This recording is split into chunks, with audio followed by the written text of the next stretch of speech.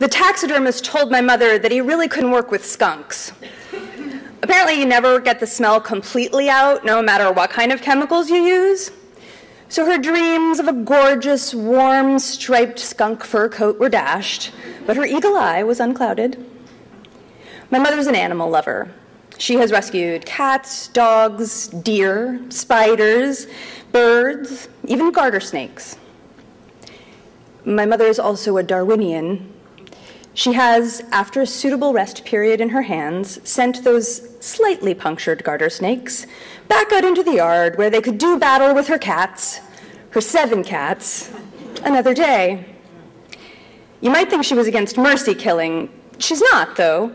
She was the one throughout my growing up who made the decisions for our family pets. She has, in my mind, an unerring sense of when an animal's quality of life has ebbed to the point that euthanasia is the kinder path. She feels the same way about people, but I'm not really supposed to talk about that.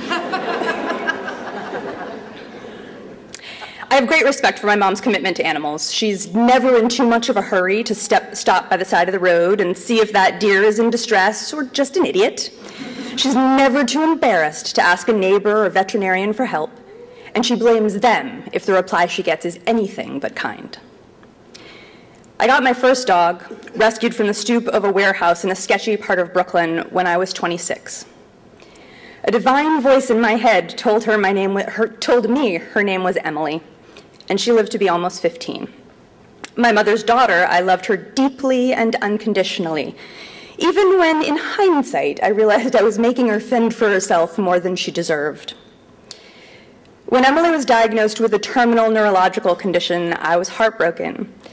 But I looked to my mother's example and knew that my duty was to help her continue to live a good life, and when she couldn't, to help her go.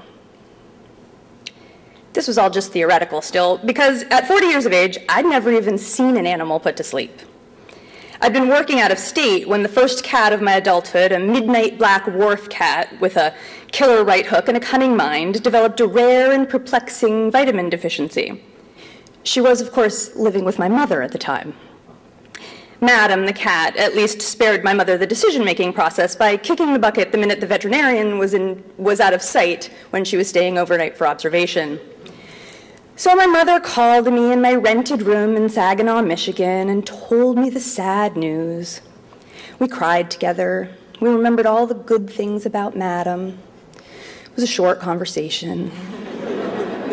To draw it out, I mused nostalgically, I wonder where Madam is now. Oh, I know right where she is, Mom assured me. I've got her in the freezer so we can bury her when you get home. So I kept Mom's kind heart and her practical soul in mind as I cared for my senior dog. And one morning I woke up and Emily's breathing was labored. She was in great pain and she hadn't eaten in a couple of days. I called a close friend to come over and double check that I wasn't mistaken, but I knew. I knew that if my mom was there, she'd tell me to do the right thing. As I lay on the floor, spooning my big, neurotic sweetheart of a German Shepherd and waiting for the vet to arrive, the only thing that kept me from calling the whole thing off was that my mother would want me to do right by this beautiful animal. My mother wouldn't weaken and save herself pain at the expense of someone who depended on her. In the back of my mind, I decided that since Mom had done this so many times over the years, the virtue of helping the animal must mitigate the pain of letting them go. I mean, how could she keep making herself make such measured decisions if there wasn't some positive reinforcement for them?